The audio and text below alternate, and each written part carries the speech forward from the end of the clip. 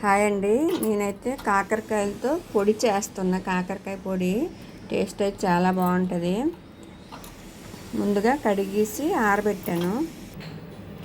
ఇదిగండి ధనియాలు ఒక 2 స్పూన్లు ఉంటాయి, జీలకర్ర 1 స్పూను, ఇంకా మెంతులు 1/2 స్పూన్ అండి. ఇది ఎక్కువ కాదు.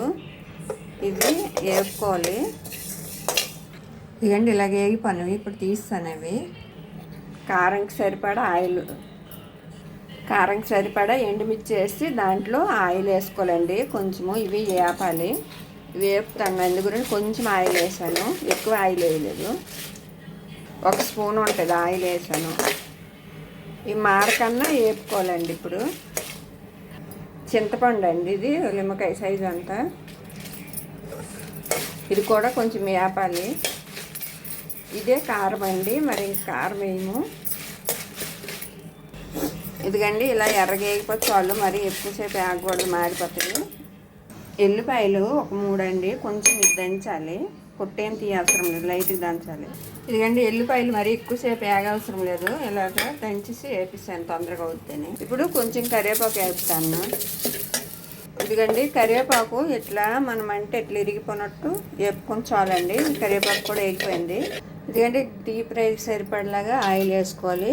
ముక్కలన్నీ ఇలా కట్ చేసుకొని వేపుకోవాలండి ఎర్రగా. ఇగో మధ్యలో పిక్కలన్నీ తీసి నేను ఇట్లా ముక్కలు కట్ చేస్తాను, ఇలా వేపుకోవాలి. ఒక 2 స్పూన్లు ఉంటాయండి నువ్వులు వేపుకోవాలి. నేను ముందు నువ్వులు వేపలేదు, ఇప్పుడు చూపిస్తాను. నువ్వులు వేపాలి 2 స్పూన్లు అండి. ఇవి కూడా ఎర్రగా వేపాలి, ఇందులో ఆయిల్ ఏమి వేయక్కర్లేదు. ఇదిగండి కాకరకాయలు ఇలా వేగిపోతే చాలండి. నువ్వులు వేగిపోయినవండి. Stove off.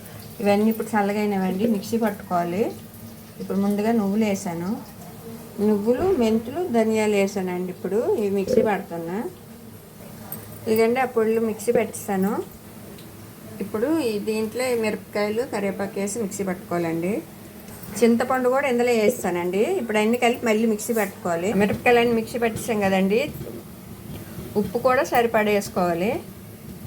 మొత్తం పొడికి, కాకరకాయల పొడికి మొత్తం సరిపడా ఉప్పు వేసుకోవాలి. ఇదిగండి ఎల్లిపాయలు కూడా ఒకసారి తిప్పాలి. ఇదిగండి మొత్తం ఇట్లా మిక్సీ పెట్టాలి. ఎల్లిపాయలు వేసిన తర్వాత ఎక్కువ టైం ఏం అవసరం లేదు, జస్ట్ ఇట్లా ఒకసారి తిప్పిస్తే ఇలా ఉండాలండి. ఇదిగండి మొత్తం ఇలా వేపేయాలి. వేపేసి మిక్సీ పట్ట అవసరం లేదు, ఈ పొడులు వేసి కలిపేయాలండి. బాగా మెత్తగా ముక్కలు ఇరిగిపోతాయి. ఇలా మనం చేయితో నలిపితే పొడి అది కలిపేయాలి. ఇదిగండి చేయితోటి మెదిపిస్తే ఇట్లా మొత్తం ముక్కలు అయిపోతాయి. దీంట్లో ముందు మెదిపేసి తర్వాత కలపాలి. చూడండి మొత్తం గుండ్లగా అయిపోయింది. మరి మిక్సీ పట్టకూడదు, మిక్సీ పడితే ముక్కలుగా తగలదు. ఇట్లా చిన్న చిన్న ముక్కలుగా ఉంటేనే టేస్ట్ బాగుంటుంది పొడి. ఇదిగండి మొత్తం గుండ లెక్క అయిపోయింది. ఇప్పుడు ఈ పొడిలు వేసేయాలండి. ఈ పొడిలు వేసి మొత్తం కలపాలి. మళ్ళీ ఇదిగండి పొడి అంతా కలిసేలాగా మళ్ళీ చేయితో కలపాలి, మంచిగా కలపాలి. ఇదిగండి మొత్తం ఇట్లా కలిపేయాలి. చూడండి ఎక్కడ మొత్తం కలిసిపోయింది కాకరకాయ పొడి. ఇప్పుడు వేడి వేడి రైస్లు వేసుకొని తింటే టేస్ట్ చాలా బాగుంటుంది. నెయ్యి ఇష్టమైన నెయ్యి కూడా వేసుకోవచ్చండి.